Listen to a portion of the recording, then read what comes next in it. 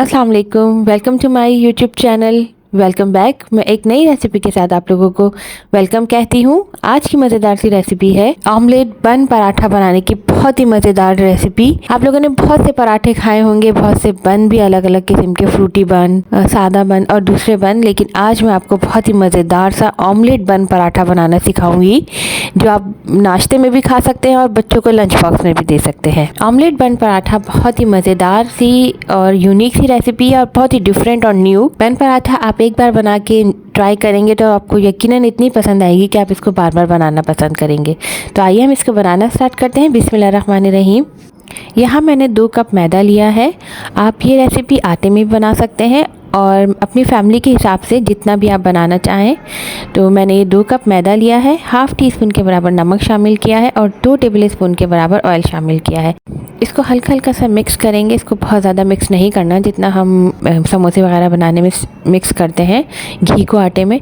तो बस हल्का सा मिक्स करने के बाद इसको सिंपली गूंद लेना है, जिस तरह से हम आटा गूंदते हैं, मगर इसको बहुत ज़्यादा सख्त नहीं गूंदना, बल्कि ये डो जो है थोड़ी सी नरम बनेगी। रेगुलर आटा जो हम घर में गूंदते हैं उससे थोड़ा सा नरम। और इसमें कोई एक्स्ट्रा चीज़ नहीं डालनी, सिर्फ इसमें नमक और ऑयल डाला है और इसको सिंपली गूंद लिया है। इसको अच्छे से गूंद लेंगे और गूंदने के बाद इसको तकरीबन 15 मिनट के लिए रख देंगे ताकि ये अच्छे से सेट हो जाए और कवर कर देंगे। आप भी इसको तकरीबन 15 मिनट के लिए ज़रूर रेस्ट दीजिएगा। नेक्स्ट स्टेप की तरफ आ जाते हैं। ये कुछ वेजिटेबल्स हैं जिसमें तकरीबन 1 टेबल स्पून के करीब ये पोटैटो है।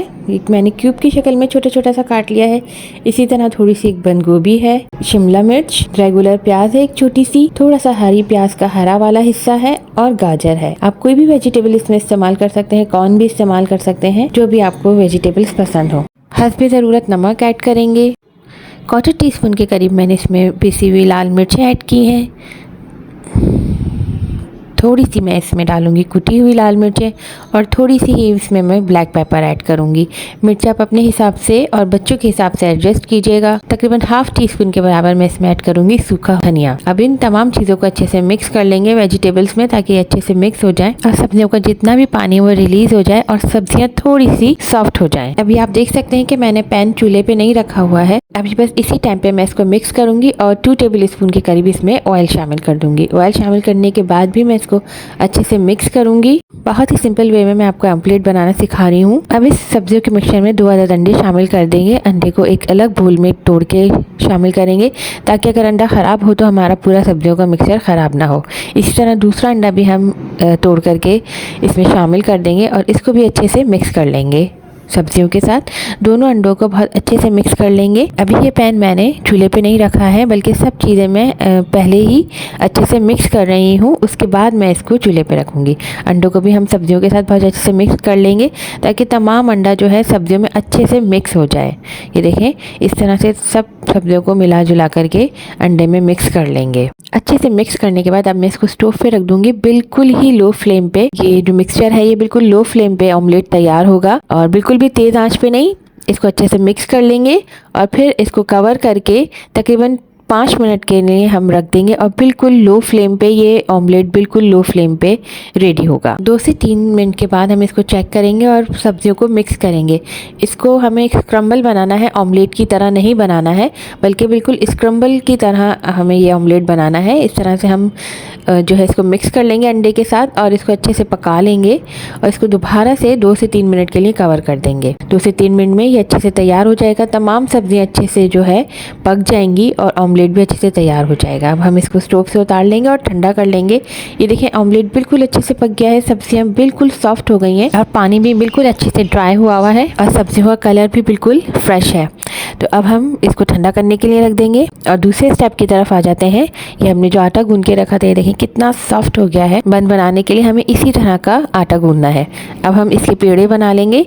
तकरीबन इससे 4 पेड़े आसानी से बन जाएंगे और ये पेड़े नॉर्मल साइज़ के बनाने हैं। और ये जो डो मैंने आपको बनाना सिखाई है, इससे बहुत ही खस्ता और नरम पराठे बनेंगे। ये बहुत परफेक्ट डो तैयार हुई है। अब हम थोड़ा सा मैदा डस्ट करेंगे। अच्छा, इस रेसिपी में बहुत ही कम हमें ये मैदा या खुशका लगाना है, बहुत ज़्यादा नहीं लगाना है। जब आपको लगे कि आटा थोड़ा सा चपकने लगा है, तब आप थोड़ा सा मैदा यूज़ करें। इसमें बहुत ही कम ये हमें यूज़ करना है। अब हम इसको सिंपली बेल लेंगे। इसको गोलाई में नहीं बेलना है बल्कि थोड़ा सा लंबाई में बेलना है, क्योंकि हमें इसका बन बनाना है और इसको कोई परफेक्ट शेप नहीं देनी है, बल्कि इसको थोड़ा लंबाई में बेलना है और थोड़ा पतला। कोई इसको परफेक्ट शेप देने की ज़रूरत नहीं है। मैंने इसको देखिए बस पतला बेलना है, इसको पतला बेल लिया है।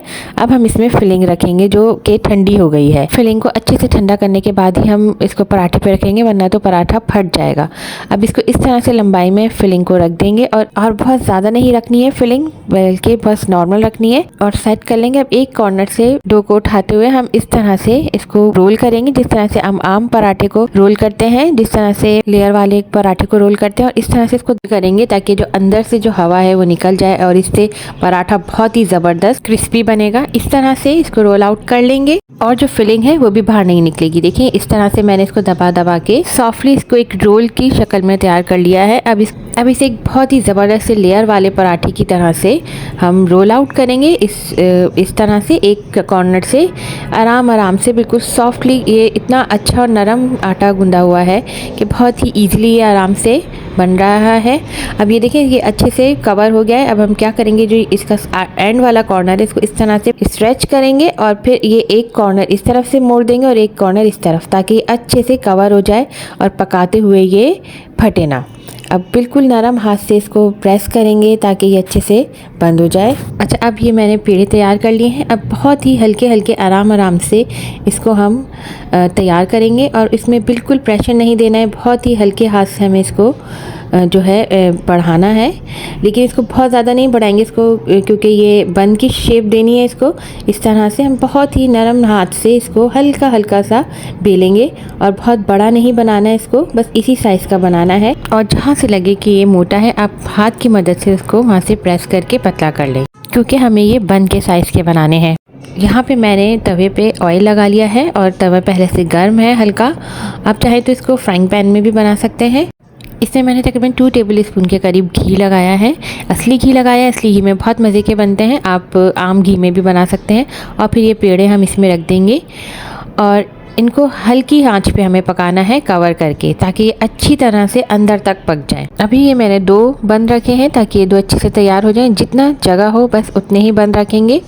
अब इसको हम पलट के दूसरी साइड पे कर लेंगे टर्न करके, और इसी तरह से दूसरे वाले बंद को भी इसी तरह 2-3 मिनट हम एक साइड को पका के टर्न करते जाएंगे और हल्का हल्का सा घी लगाते जाएंगे। तो ये मीडियम लो फ्लेम पे अच्छी तरीके से पक जाएंगी। क्योंकि ये बन स्टाइल पराठे हैं और मोटे हैं तो इनको पकने में टाइम लगेगा। तो अगर हम आहिस्ता आहिस्ता आंच पे इसको पकाएंगे तो ये अंदर तक बहुत अच्छे तरीके से पक जाएंगे और बहुत क्रिस्पी और मज़ेदार से रेडी होंगे। हल्का हल्का सा हम घी लगाते जाएंगे इनके ऊपर और इनको सेकते जाएंगे ताकि ये अच्छे से अंदर तक कुक हो जाए। ये बन पराठे बहुत ही मज़ेदार क्रिस्पी बनते हैं। बन पराठे जब आप ट्राई करेंगे तो एक तो आपको बनाने में बहुत मज़ा आएगा और दूसरा आप जिसको भी खिलाएंगे उसको खाने में भी बहुत मज़ा आएगा और वो आपकी तारीफ ज़रूर करेंगे। तो बस इस तरह से इसको हल्के आंच पे कवर करते हुए सेकते जाना है इस तरह से, ताकि इसके किनारे भी अच्छे से सिक जाए और हल्का हल्का घी इनके साइडों पे भी लगाते जाएंगे। अब ये देखें बिल्कुल रेडी है, बहुत ज़बरदस्त से ये सिक गए हैं और बहुत ही अच्छी खुशबू आ रही है। दोनों साइड से आराम से इसको सेकते जाएंगे। ये बहुत ही बेस्ट रेसिपी है और ख़ास तौर पे उन बच्चों के लिए जो सब्जियां नहीं खाते हैं। आप ये पराठे उनको बना कर दें, वो ज़रूर एंजॉय करेंगे और अपना लंच बॉक्स भी वो ज़रूर फिनिश करके आएंगे। ये बन पराठा आप सुबह चाय के साथ भी खा सकते हैं, लंच बॉक्स रेसिपी भी है, और साथ ही ये आप शाम में भी चाय के साथ खा सकते हैं। बहुत ही मज़ेदार क्रिस्पी बन पराठा है। और ये देखें मैं इसको आपको तोड़ के भी दिखाती हूँ। वेजिटेबल्स कितनी फ्रेश है अंदर से और बिल्कुल अच्छे से ये गल चुकी है और ये पूरे पराठे में अच्छे से लगी हुई हैं कि आप जिस तरफ से भी तोड़ के खाएंगे तो आपको तमाम वेजिटेबल्स का मज़ेदार सा टेस्ट आएगा।